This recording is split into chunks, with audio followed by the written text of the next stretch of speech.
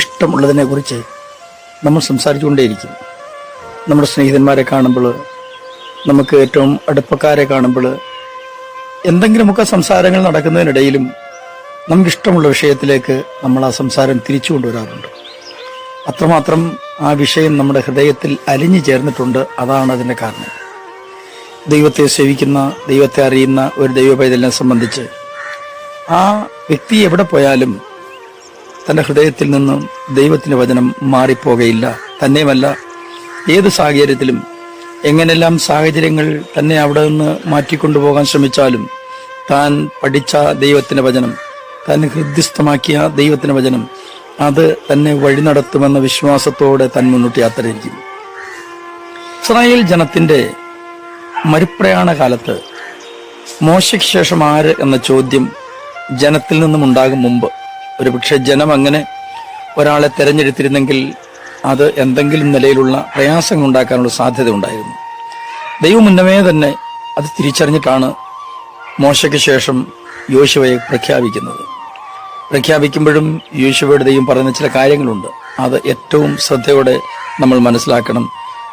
യോശുവയുടെ പുസ്തകം 1-ാം അധ്യായം 9-ാം വാക്യം ഞാൻ അതിനാധാരം, പുസ്തകത്തിലുള്ളത് നിന്റെ വായിൽ നിന്ന് നീങ്ങിപ്പോകരുത്. ഒരു പ്രായമായ അപ്പച്ചൻ തൻ്റെ ദീനക്കിടക്കയിൽ അവസാന നാളുകൾ കുറിച്ചു എന്ന് മനുഷ്യർ പറയുന്ന രീതിയിലുള്ള അവശതയിലായിരിക്കുമ്പോൾ തന്നെ തൻ്റെ ഏറ്റവും പ്രിയപ്പെട്ട കൊച്ചുമകൻ ദൂരെ ദേശത്തേക്ക് യാത്രയ്ക്ക് വേണ്ടി ഒരുങ്ങുകയാണ്. കൊച്ചുമകന് സങ്കടമുണ്ട്, അപ്പച്ചന് സങ്കടമുണ്ട്, അവിടെ വീട്ടിലുള്ള എല്ലാവർക്കും സങ്കടമുണ്ട്. ഏതായാലും കൊച്ചുമകൻ അപ്പച്ചൻ്റെ അടുക്ക് ചെന്നപ്പോൾ അപ്പച്ചൻ കൊച്ചുമകനോട് പറഞ്ഞത്, മോനെ, എനിക്കൊരു കാര്യം മാത്രമേ നിന്നോട് പറയാനുള്ളൂ. നീ എവിടെ പോയാലും ദൈവത്തെ മറക്കരുത്.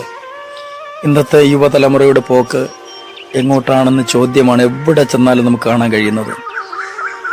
അതിന് പ്രായപൂർത്തിയാവണമെന്ന് പോലുമില്ല. ഏറ്റവും ചെറിയ പ്രായം മുതൽ ലഹരിക്കടിമയായും വഴിവിട്ടുള്ള ജീവിതത്തിൻ്റെ അനുഭവങ്ങളിലൂടെ കടന്നുപോയുമൊക്കെ തലമുറ നശിച്ചുകൊണ്ടിരിക്കുമ്പോൾ ദൈവത്തിന് വചനം ഹൃദ്യസ്ഥമാക്കിയ ഒരു മക്കളും നശിച്ചുപോയ ചരിത്രമില്ല, നശിച്ചു പോകുകയുമില്ല. അവർ ഒരിക്കലും ദേശത്തിന് ദോഷമല്ല, ദേശത്തിന് ഉപകാരികളാണ്. രാജ്യത്തിന് നന്മയെ ചെയ്യൂ. രാജ്യദ്രോഹപരമായിട്ടുള്ള യാതൊരു കാര്യത്തിലും അവരിടപെടുകയുമില്ല. നമുക്കതല്ലേ നല്ലത്. ഞാൻ നിങ്ങൾക്കൊണ്ട് പ്രാർത്ഥിക്കുന്നു.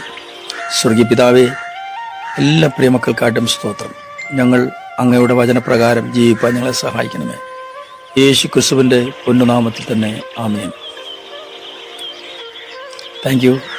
ദൈവം നിങ്ങളെ സമൃദ്ധിയായി അനുഗ്രഹിക്കട്ടെ.